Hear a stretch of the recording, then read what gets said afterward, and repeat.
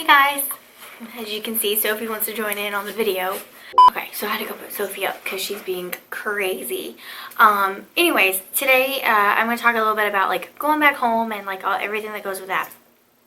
So like I thought whenever we got married, we'd come home once a month and stay with his family one time, the next time stay with my family, and it just hasn't turned out that way. Like we stayed over for Christmas. We came down for Christmas and it's April now and we have just came back. We moved in February to a different apartment complex, so like his family came and my family came and everything, so we were able to see our family, but actually going back home, it's been a while. So as we were going back home, I was like, man, it's been a long time, and everything changes when you move away from home. Like we're 6 hours away, and you definitely appreciate the time that you get to spend with your family.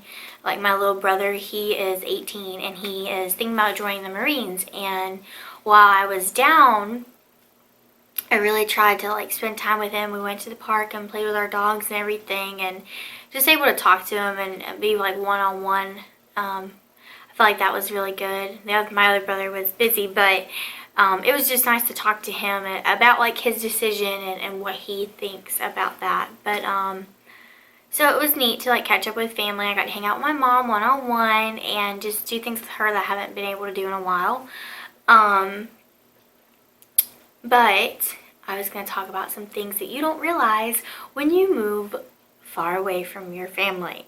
One thing is that you I guess whenever you move far away, like your family, like your other family members, like aunts, uncles, like distant people, you see them so often that it's like you don't even think about it. But whenever you come back home, like everyone wants to see you, everybody wants to, make sure they have a little time slot of when you come down, and it's really hard. It's hard to get everyone in that bubble, and so I've really struggled with that. I don't know if you guys do. I don't stress myself out about it, but I feel like it is very hard to make that work. So my mom actually invited a lot of our friends and family, and we ended up having like this big shindig where we had hamburgers and hot dogs and just had a good time, and that was really nice. But you don't realize how much people miss you until you move away.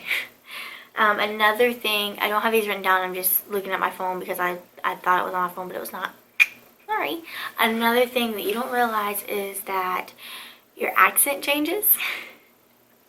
We are Southern, or I feel like we're Southern even though we are in Florida. My accent has changed a little bit. Being down here, even though it's still Florida and it's like Southern Florida, the more south you go in Florida, the more southern in Florida you are in, actually the more northern you sound. I feel like that's how it goes. And so we're on the East Coast, and a lot of people around here say things differently, like both. They say both instead of both, and I found myself doing that. No, instead of saying no, they'll say, oh gosh, what is it? No, something like that. Kind of like British. I don't know. It's something really weird. So like I'm like grabbing those mannerisms, but then when I go back home, like, and I'm around everyone that speaks like super Southern twang, like it hits me. So it's really weird that like my twang changes depending where I'm at. It's kind of weird. I don't know if it's just like me or other people struggle with that. Let me know if you struggle with that. If you're around people that talk Southern, does it mess with you? If you're around people that talk Northern, does it mess with you? Because it messes with me, and I feel bad when it messes with me. We also don't realize how long of a trip it is. It's really not that bad of a trip. It's only 6 hours. It's not like we have to hop on a plane. Like we can drive.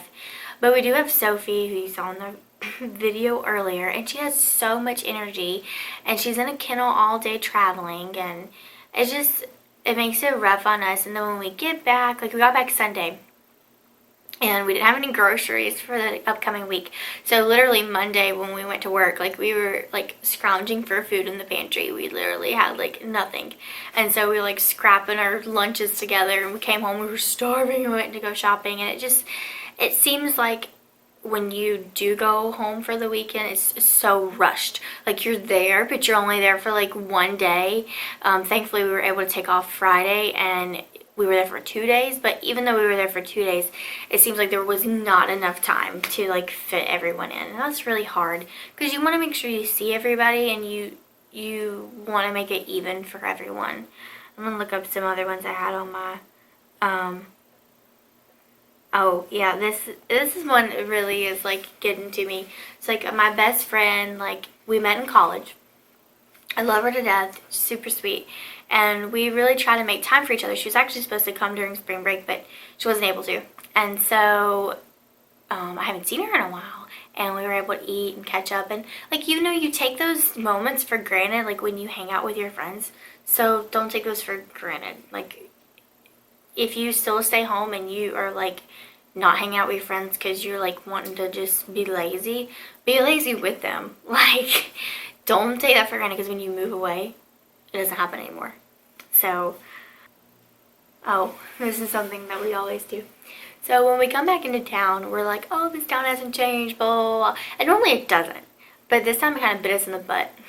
We really drove into town, and it's like a small town, you know, everyone knows everybody. You go to Walmart, you meet everyone. You meet your kindergarten teacher, you have a conversation, ask how you doing, blah, blah, blah. That's how our town is. So we drove into town, and there's like a new shop. And Gavin was like, what is that?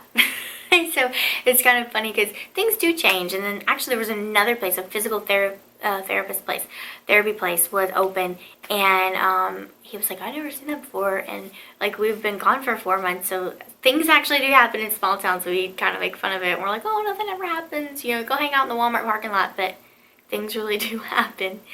So, but yeah, it's weird thinking about it. Like, when we were getting married and everything, I was like, okay, it's not going to be that bad, but it is difficult, and you do feel not pressured, but you're like, I need to see everyone, and it needs to be equal because you don't want to hurt anyone's feelings. So yeah, being married and being a newlywed, it's definitely hard, especially if you live far away. So if you have anything else you want to add to this, anything that you struggle with, I would love to hear your comments. My video on like going back home and just living in a new town and my spill on that. If you like this video, please give it a thumbs up. If you want to see more videos like this, please subscribe. And thank you for watching, and stay tuned for my next video on Wednesday. Bye!